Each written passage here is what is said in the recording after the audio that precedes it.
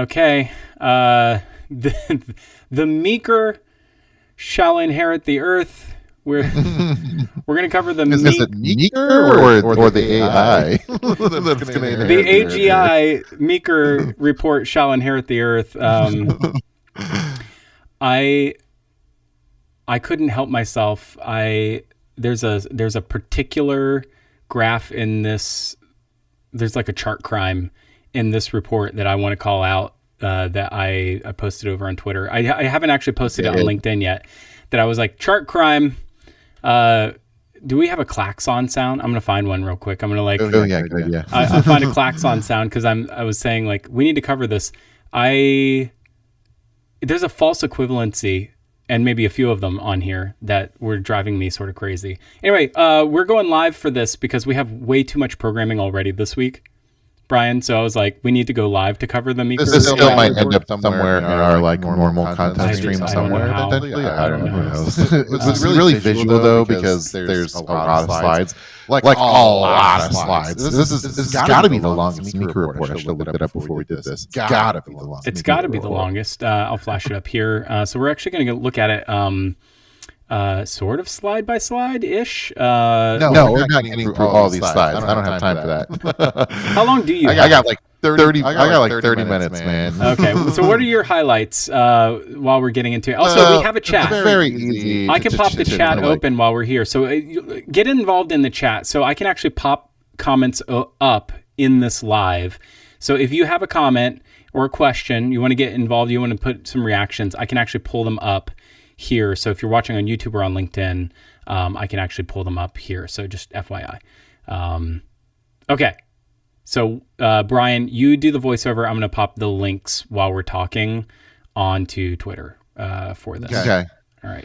So here's my very fast overview. Okay. AI is eating the world. I mean, that's okay. Seems like a duh. Well, that's kind of how I felt when I was reading the whole report. I was like, yes, yeah. This is the one that everybody wants to talk about. Is this right? It's sort of this, and I think it's sort of this. It's this. This is the leading. This is the lead. AI is eating the world. It's the adoption. It's the adoption curve. It's the adoption. The adoption curve. The compute. China's rise. Definitely everything is just like up to the right, up and to the right, like faster, exponentially. Like it's kind of what we already all knew. Mary Meeker's just here to kind of tell us all what we already knew, but with like mountains of data, which is that AI really genuinely is the next step in our digital world. Like, and at least from a tech company perspective, they have to be investing in this, or they're going to get left behind. Like everyone's using it. It does all kinds of crazy things.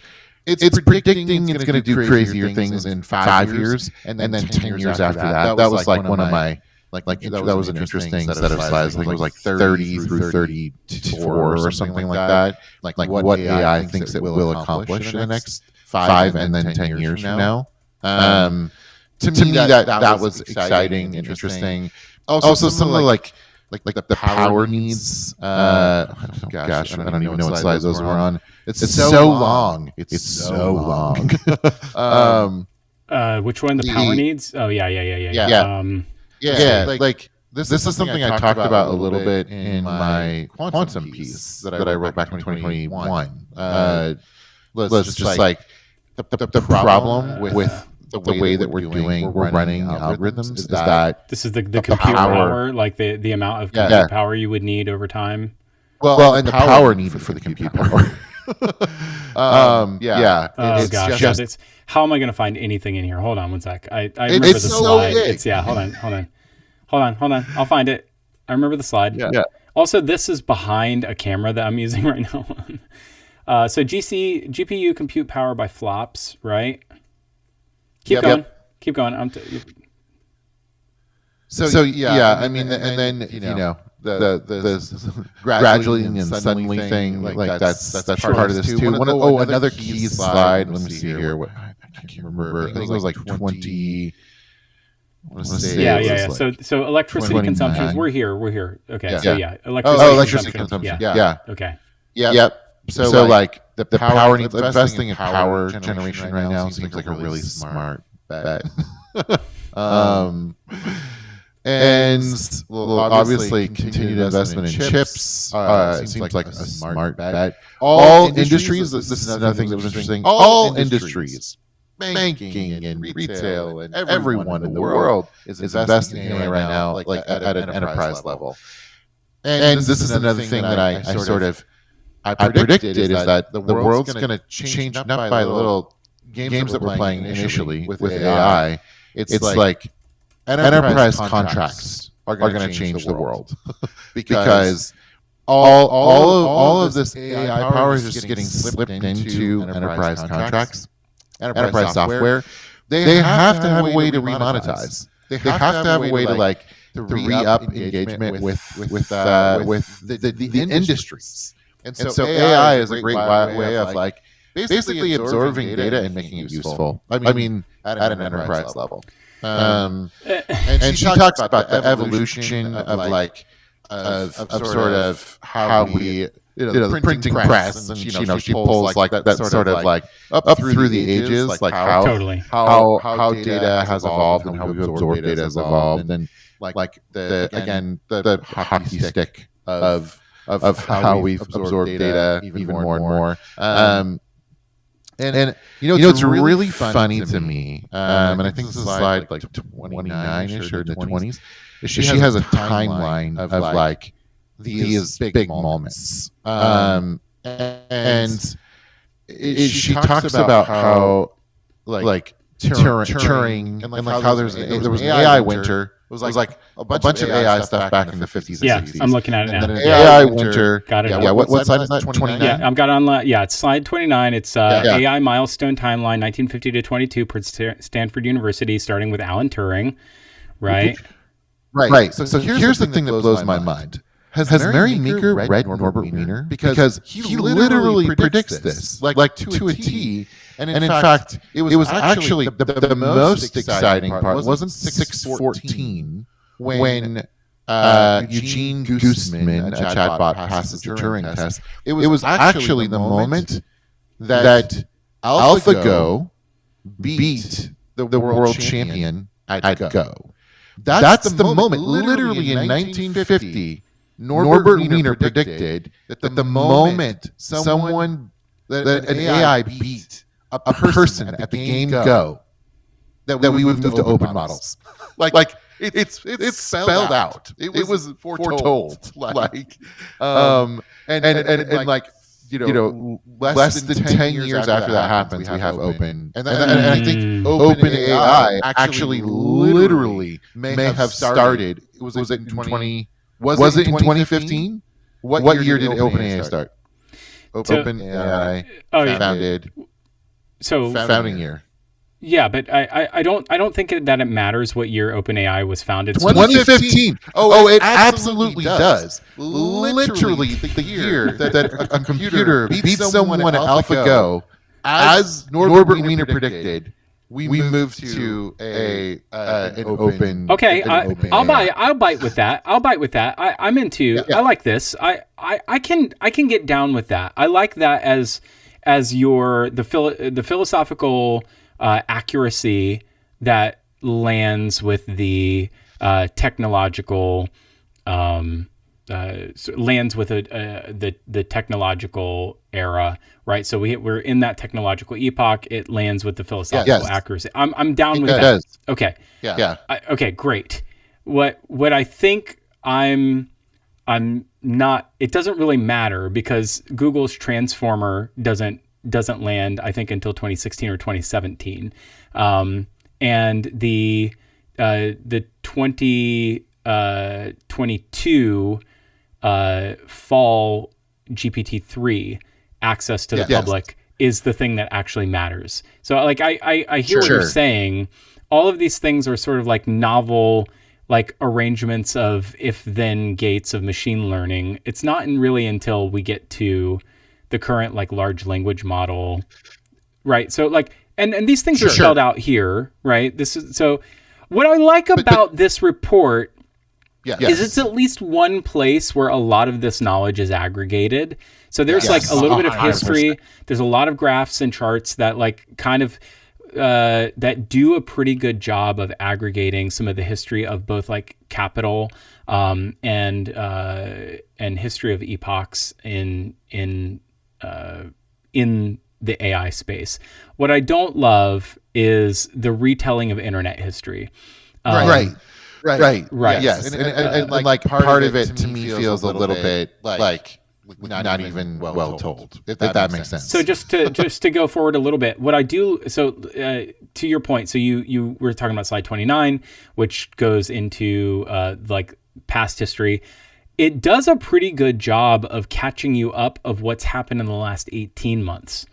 Right. So that's super important because one of the things that I've seen is like a lot of people are saying that AI is at a plateau. The past 12 months alone has been fast and furious. And you can tell when this report started, when the research on this report started, because it started about a year ago, because that's when all of the fidelity starts in this report.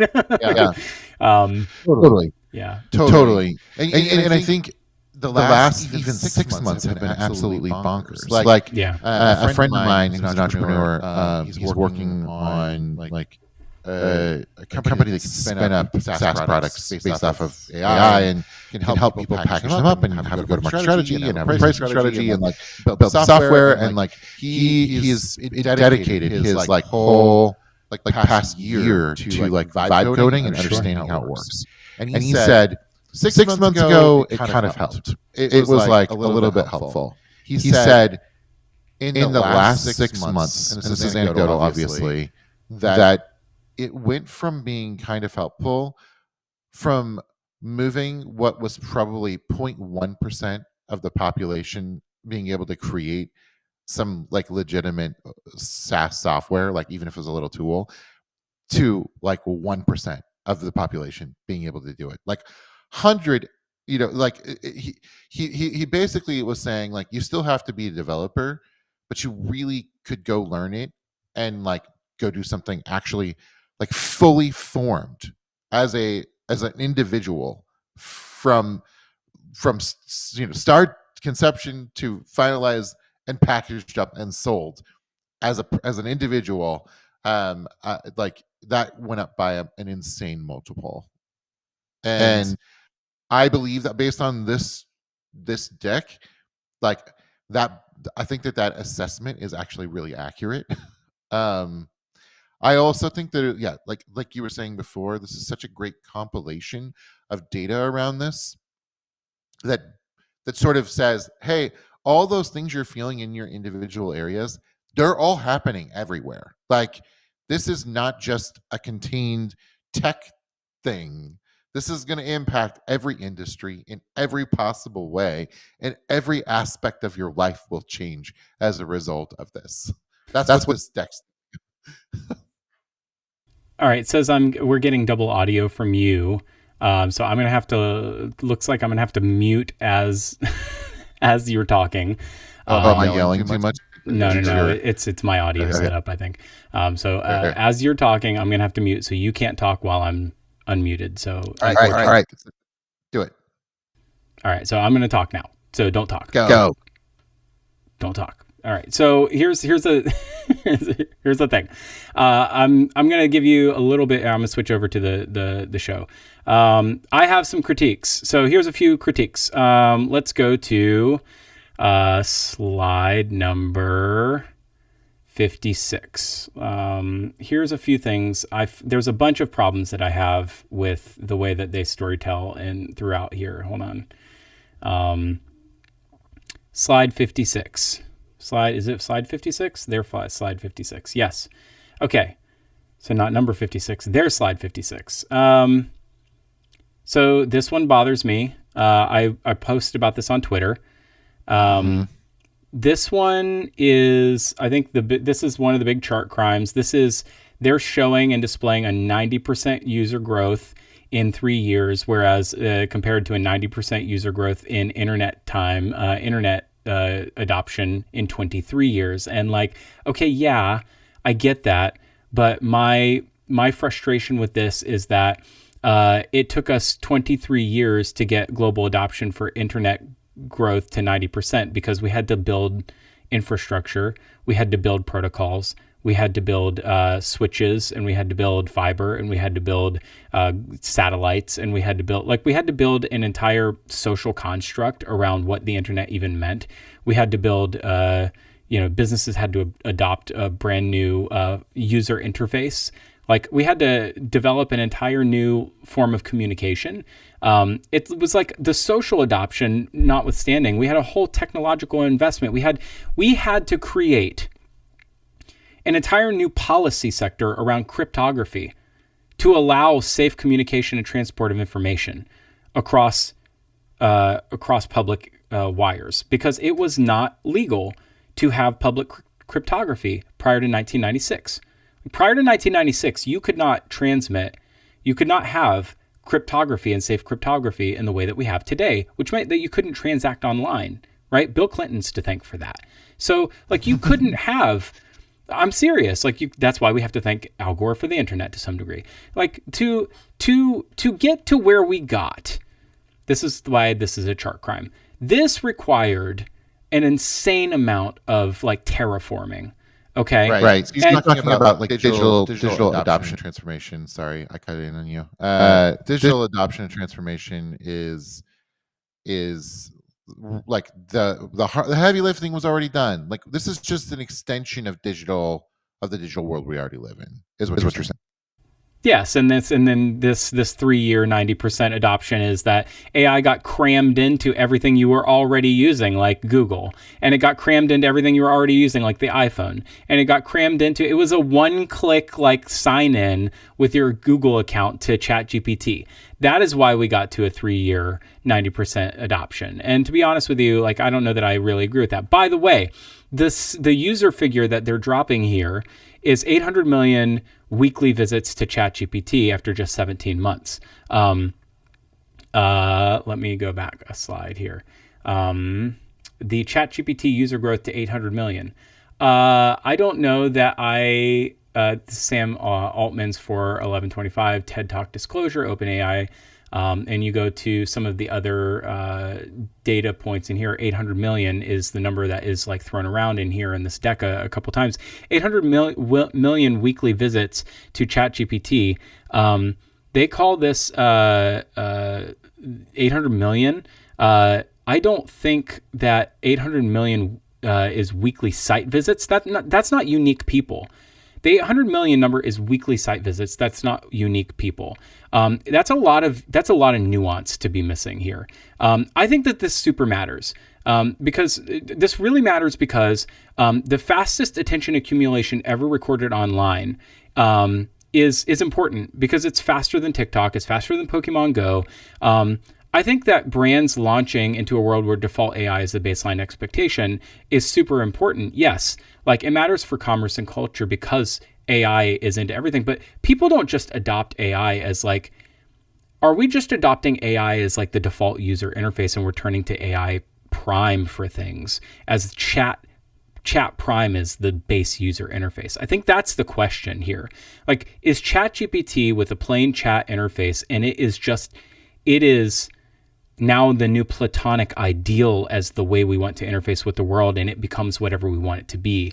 Is that the thing we want? Or is it that AI inserts into everything? So ChatGPT being the crux of this question is one problem that I have with this report is a bunch of conflated data in a couple ways. So I had my little critique there. I don't know if you have any thoughts about that or you want to add back in. Yeah. I think it's absolutely a fair critique of this. I do want to point out slide 82, which is about adoption and usage. So I think that to your point, like, is that how we want to interface with the internet? Like, is all interface with the internet going to become this?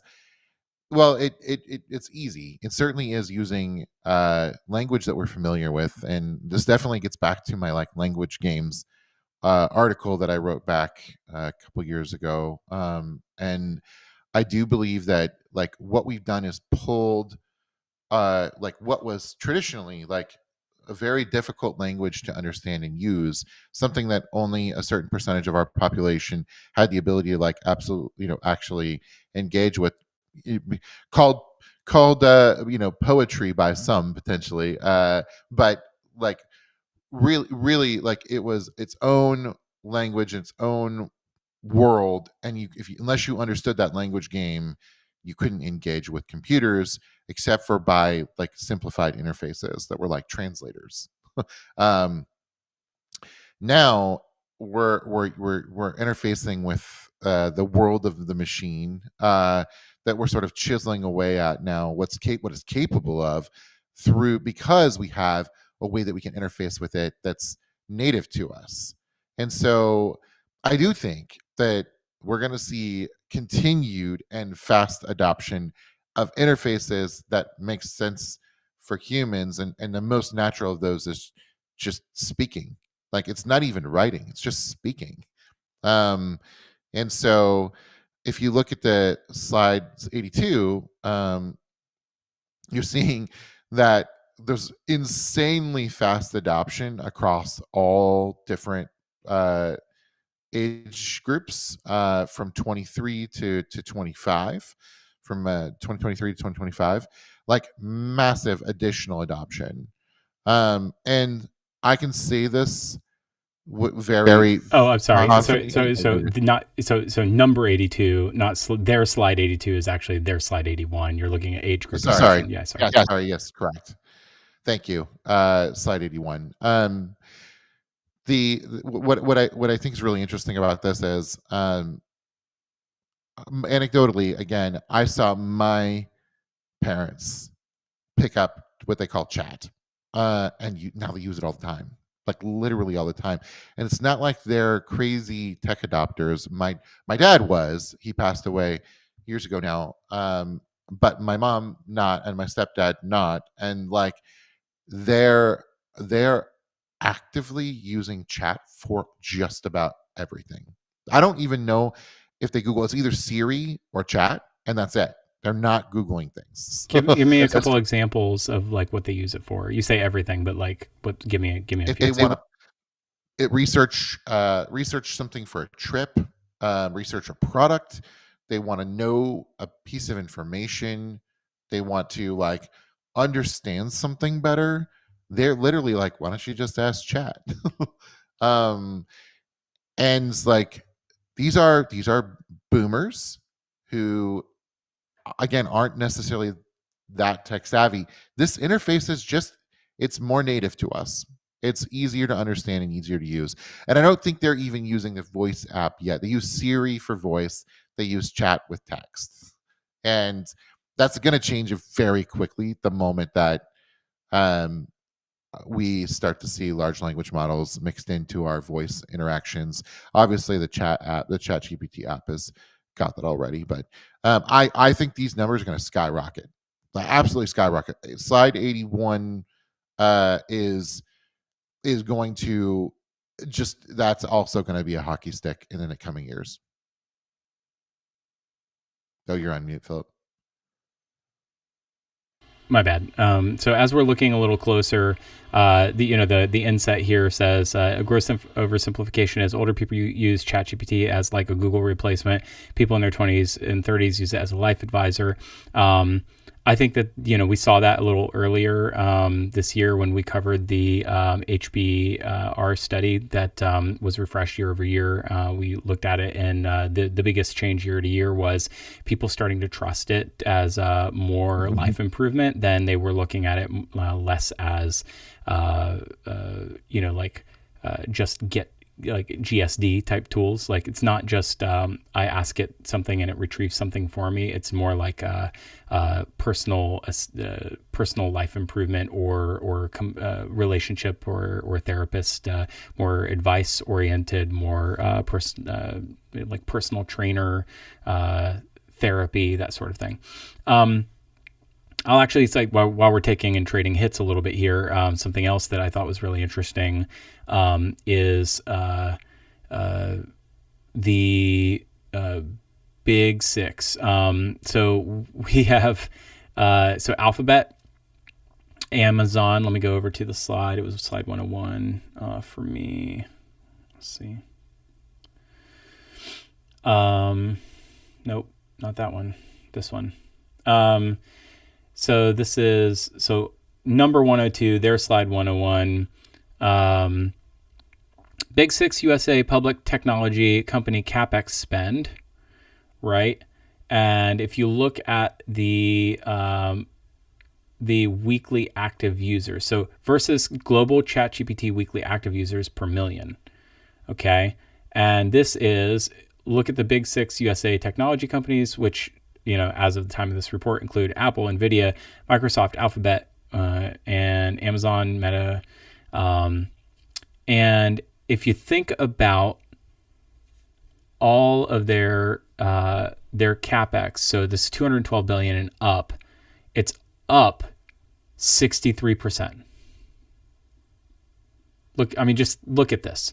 Up 63%, 2023 to 2024 change. And this is in the time since ChatGPT was unveiled. And we are, this is the super cycle.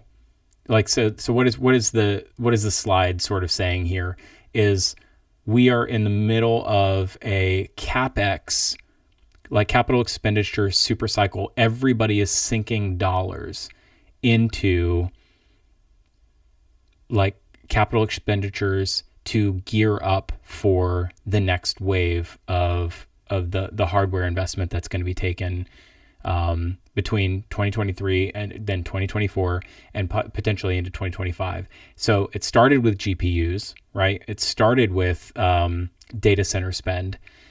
We just saw beginning this year, with new deals with SoftBank and Masayoshi-san, and now a new deal with Emirates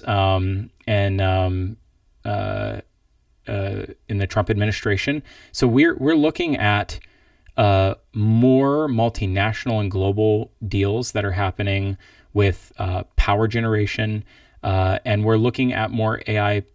I would say more GPU policies that are starting to be like almost like a global arms race to prevent exports around this technology as well. So we're looking at more investment from these organizations, and the platform layer is shoving this money in. What does that mean? In my idea, it's that many of these companies, Amazon in particular, is a retailer, but powers the data layer for many retailers. Meta themselves is the advertising layer for many retailers. So when you think about how and then obviously Microsoft has their dollars invested in ChatGPT, and then Google, I think, would have been considered down and out, or Alphabet would have been considered down and out, but very much in the race now in the last 6 months. So every one of these companies, maybe with Apple as the odd man out, every one of these companies is playing a massive role in both in commerce, in the way that commerce is shaping up, and the platform layers for commerce and culture as they're making these investments into the platform layer. So I just find it interesting that every one of these plays a commerce-centered role. Every one of these is making massive capital investments. NVIDIA is at the center of them all. So that's a big insight for me in here. It's just how they're all interconnected. So for whatever that's worth. Few other thoughts. So the jobs slides are really interesting. Every single major tech company, they're like normal Which slide is that? Oh, so I had 2 points to make. So I'm off on another slide, but this is back on just command F jobs real quick. um, just a quick comment on the like all the tech companies are hiring in AI. That's a no brainer. That's going to be the main hiring path in general. And of course, it makes sense. All the money is going towards AI, and so you're going to invest that money in people that are good at AI. It's kind of like capital hyperstition that we're running right now. We're putting all of our money into AI, and so we're going to develop that technology out because all the money's going to it, and all the people are training for it, and all the people that are good at it are getting the money, and so they're going to make it better. And so there's a little bit of like, yes, this is the thing, and it's extra going to be the thing because we're going to dump everything we have on it, all the jobs and all the people. um but all the like in general jobs, this is where I think if you go to like slide 336,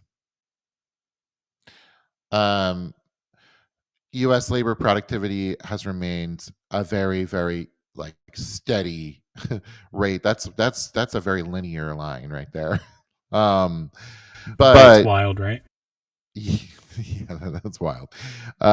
U.S. non-farm employment, on the other hand, has started to sort of trail off, and like the difference between productivity and employment is a pretty big gap compared to what it used to be until about, well, the dawn of the modern internet in like 1999, and then it started to diverge, and I think that Mary goes on and has some great like commentary with some quotes from Jensen, and basically she's like, AI is going to empower people. We have a job shortage right now, and actually AI is going to help us achieve what we should be achieving as employees. There's too much work to do, and not enough qualified people to do that work. And so you will be replaced by someone who understands how to leverage AI better. My quick counter to that is this: I think that there are a lot of jobs that are done right now that are done by consulting firms and outsource like BPOs and things like that um, are basically like ways of like distributing jobs that Americans don't want to do throughout the world, or like offload them technology. And unfortunately, I think that actually AI is going to replace a lot of those jobs. So actually, a lot of the money that's been spread about the world by the U.S. that's been put into human capital, like labor capital that goes into human labor, is is going to get replaced by AI driven people that can do more with less. And maybe that happens at a worldwide scale. Like people in other countries do end up adopting it. And the thing is, like, it's going to be fewer people. It's going to be a lot fewer people for a lot of these low level jobs. Again, back to Norbert Wiener, we are in the industrial revolution of the mind, and so what's going to happen is a low level decision making is going to be outsourced to machines. And so the types of jobs that were technology jobs that were being done by large scale set of people for low labor, that those jobs are going to go away. Those are the jobs that are going to go away, like fully disappear forever. Um, and that's my take, at least. I think based off of my reading of Norbert Wiener, and that's not what she says in here. She says that some jobs will be lost. I think that she's minimizing the scale at which these types of jobs will be destroyed, and that's not a bad thing. Okay, so let me pipe in one little thing here. Is the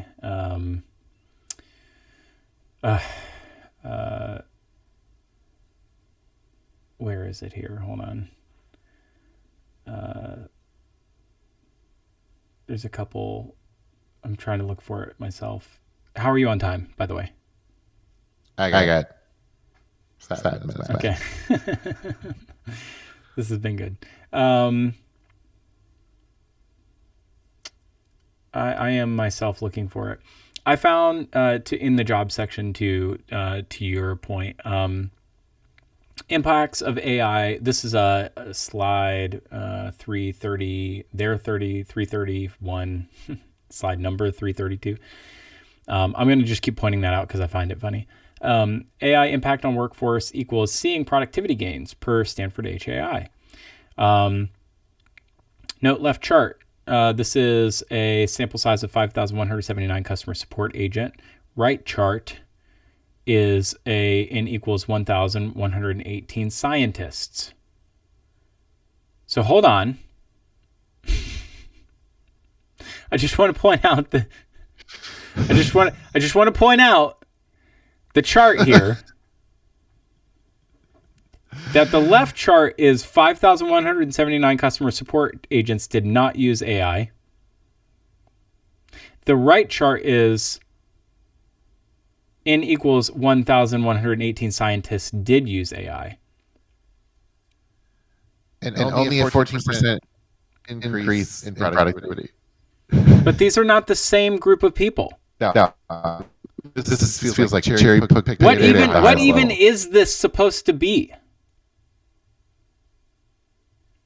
So anyway, I don't want to be like, this is the kind of thing that like lacks a little context of what it's supposed to be. So I would have to go back to this study and try to figure out what the AI Index 2025 annual report, AI Index Steering Committee, Stanford HAI report was trying to say. I would have to look. Apparently, this is trying to say that the AI and work evolution is real and rapid, but it's a 14% increase in productivity, supposedly. I would say, anecdotally, that I have a more than 14% increase in productivity by using AI. But I'm going to say that if you were to just look at this is, I would say, yet another chart crime by saying, just on the face of it, this is not the same. It's not a control group versus another group. You have customer support agents versus scientists, a very large group versus a much smaller group. I'm not sure how you rate this. This would definitely need more explanation. Too confusing. I don't know what this means. You're right, 100%. It doesn't have like any context or that said, like I don't find fault in what she's trying to communicate here. I just wish the data was clear. One slide before that is the objectives of corporate AI and LLM initiatives. Is employers adopting AI to drive productivity improvements. So if you were to look at quarter-to-quarter changes, that over time, if you were to look at how this has changed over time, from Q3 2023 to Q3 2024, right? So this is a study from Morgan Stanley, who have been tracking this over time. The biggest change over time is that they went from, not evaluating recent innovations. Well, that's changed dramatically over time. And then what's the other biggest swing is that specialized worker labor savings. Well, that's changed dramatically. They're very interested in specialized worker labor savings and productivity and improvement. The other things that have sort of not really changed much at all and shows very, very little interest. And by the way, these are all very low rated, by the way. These all fall below 30%. As respond rates, where most of these fall below the 20% line, is faster product development, drug discovery, model development, software development. So I just have to point out that when we look at charts like this, we look at stuff like this and the volume of the report is very impressive. But when you actually look at the data, and you look at it, it stops being so impressive. I just want to say that. I look at stuff like this, and when you start to dissect it and you look into it, it is a lot of third-party data that's been aggregated that is all sort of genre specific, and it's not all always making a ton of sense to me, and that's maybe revealing that maybe I'm the dummy. Maybe I'm the dummy. I can say that. I'm fine with being the dummy here, but I just don't think that not all of it to me is making a ton of sense narrative wise as to yeah. This is also like the scale of this report. It almost takes away from it in some ways. Like I needed ChatGPT to like help interpret this. I didn't actually do that. I did not. Oh, you should have. I did. I absolutely did. I ran deep research on it, and I sat a long time reading through its responses. Yeah, and that was wise. That's how crazy this report is. Like this is now source data for the LLMs to tell us what it means.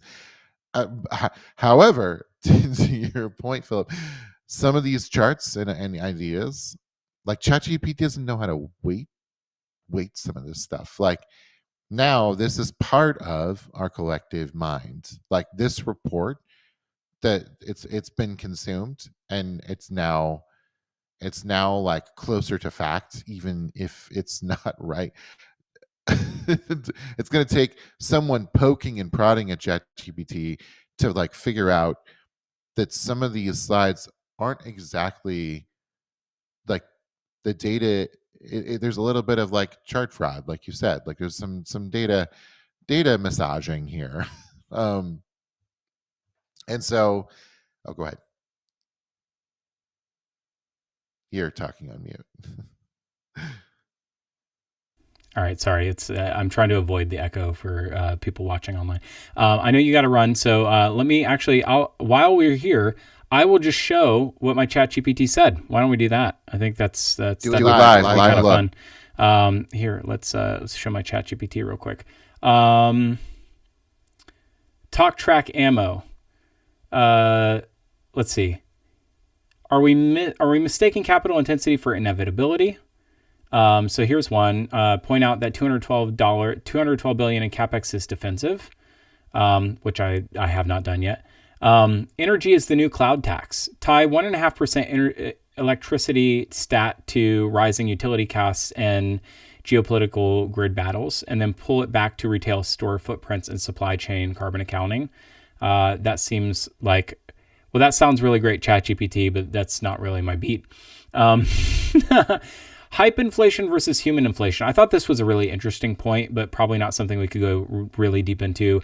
The 448% AI job posting surge hides a skill gap crisis.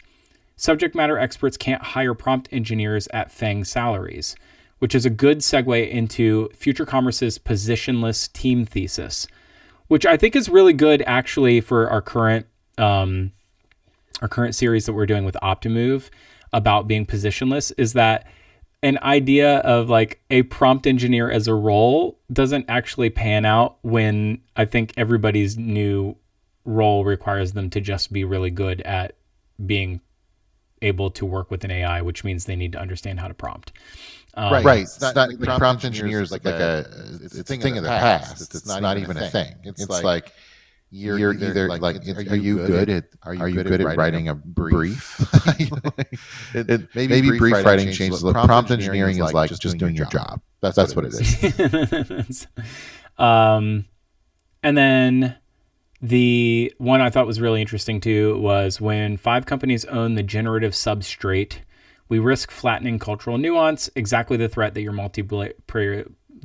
multiplayer brand work tries to resist, which I think is really interesting. I think that's good. Also, hey, Emmett has a really good point here. I'll add it to the broadcast, which is when everybody is prompting, the prompt engineer isn't a role.